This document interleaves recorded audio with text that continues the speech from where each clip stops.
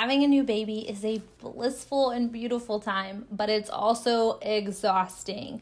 People will tell you you'll never get sleep again in your life. I'm here to tell you it doesn't have to be that way. Let me help you out with a quick start to healthy newborn habits.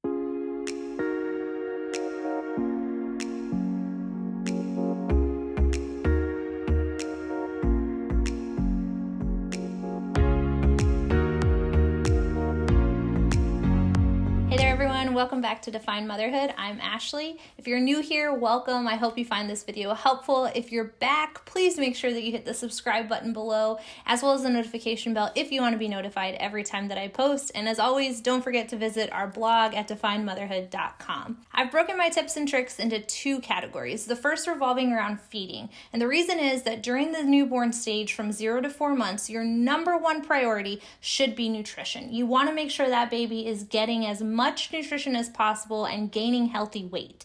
In order to do that, there are two things that I recommend that I've used for my children. One is going to be following a feed-wake sleep cycle. And what that means is as soon as baby is awake, you want to nurse or bottle feed them. The reason is they're most attentive, most alert during this time. They're more likely to get an effective feed in and have a full belly. Secondly, you want to follow a 2.5 to 3 hour feeding cycle. And so basically from whatever time you choose to start the day, you want to make sure that they're nursing or bottle feeding every 2.5 to 3 hours. And yes, that may mean waking a sleeping baby. The second category, which is why everybody's watching, is built around sleep. And this is a little bit of a lengthier explanation because during 0 to 4 months, I want to make sure to call out that this is a no holds bar time period. Mommies, don't be pressured into feeling like your baby has to sleep through the night during this time. Most babies don't, and that's okay. The reason isn't because they're hungry, isn't because they're not ready to stop nursing. It's most likely because they're having trouble linking their sleep cycles. If you want to cut out any nighttime feedings, always check with your pediatrician first to make sure that your baby's ready. If they are, just know that they may struggle because they need help connecting those sleep cycles. A sleep cycle typically lasts anywhere from 30 to 50 minutes in which baby will awaken and oftentimes don't know how to put themselves back to sleep, and so they depend on us to do that for them.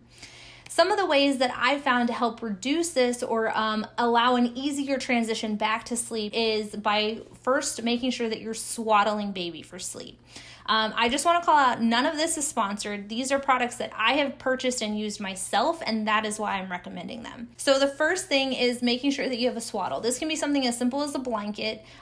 You will find all sorts of brands. For me, what I found as mommy is zippers are my best friend. That means any type of pajamas or sleep swaddles for me have to be zippered. Otherwise, it creates too much complexity in a dark room at night. So what I recommend is this brand here to start out with, which is called Love to Dream. I recommend this for newborns until they are no longer wanting to be constrained. The reason I like this is if baby is so inclined to try to start self-soothing by sucking on their hand, or maybe mom, you don't want to give them a passy, this suit will allow them to do that. It's still tight and feels more womb-like, so they're going to feel more secure. It also keeps their arms close in, which will reduce the Moro reflux, which is that startle reflux you'll notice whenever you lay babies down on their back. This will resolve that and give them a secure space. As they get a little bit older, or if your child starts giving you signs that they don't like being constrained like that or can't get comfortable, I recommend one of two, depending on the weight that they're at. This is the SleepSack Easy Transition.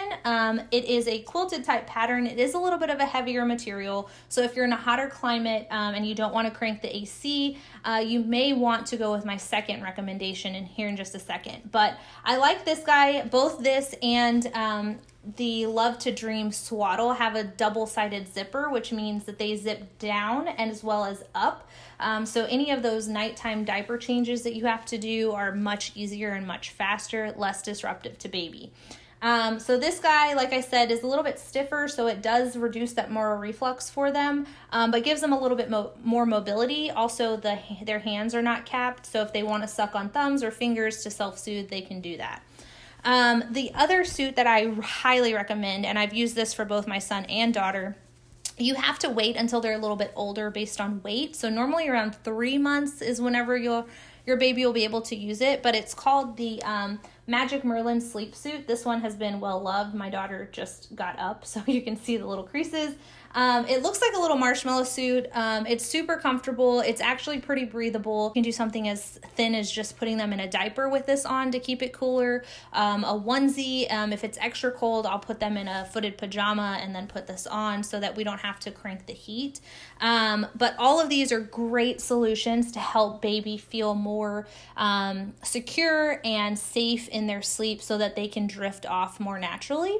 The second thing that I recommend when it comes to establishing good sleep patterns is creating some sort of sleep routine, and this will start at bedtime.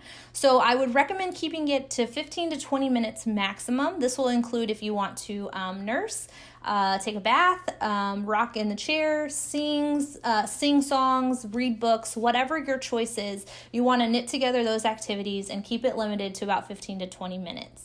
Your nap time routine will follow whatever your bedtime is. It'll just be a more condensed version. So for us, I basically go straight from one song. We do a diaper change during that song. We get her into her swaddle or her sleep suit, and then it's rocking and straight to sleep, whereas her bedtime routine involves a bath and maybe a book. Either way, for any of the sleep routines, the consistents that I recommend are having white noise. It helps babies to hit that REM cycle and also allows them to fall back into it a little bit easier as they're learning to link those sleep cycles, as well as dimly lit or blacked out rooms.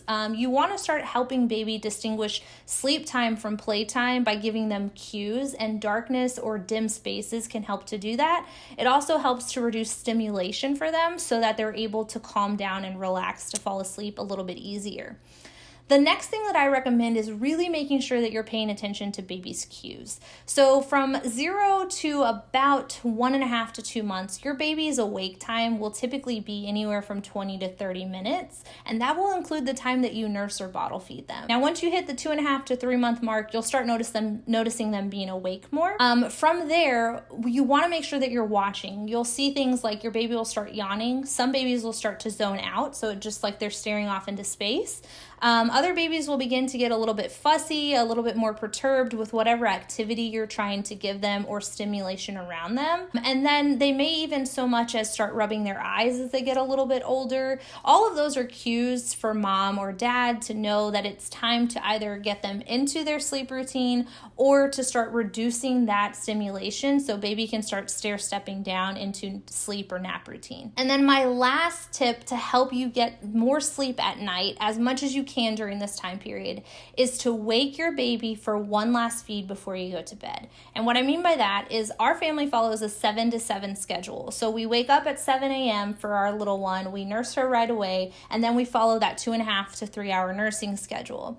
So come around 7 p.m., we do her last feeding, but mom and dad are not ready for bed. So what I like to do is I like to go and give her one last nursing around 9:30 or 10 o'clock before I head off to bed. And the reason is that babies of this age typically will have one really good 4 to 6 hour stretch in them. And you want to make sure that that's at night, but you also want to make sure that it overlaps with your sleep so that you're able to string together as many hours for you as possible. And then my other recommendation, mommies, sleep when your babies sleep. Don't feel guilty about napping. Do what you got to do. You got to catch that rest somewhere, especially if you have another baby like me, a toddler. You got to catch it where you can. Don't feel bad about it. After you hit that 4-month age is whenever I would recommend starting to think about sleep training if that's an option that you want to pursue. Otherwise, as I always say, if it's not broke, don't fix it. If you don't see a problem, mom, you keep doing what you're doing. As long as you're feeling rested and capable, then you're able to provide for baby. Guys, if you found this video helpful, please make sure to hit the like button below. Also, please, please, please don't forget to subscribe. If you want to be notified every time that I post, click that notification bell. And as always, don't forget to visit us at definemotherhood.com for more content. Thanks for watching. Bye.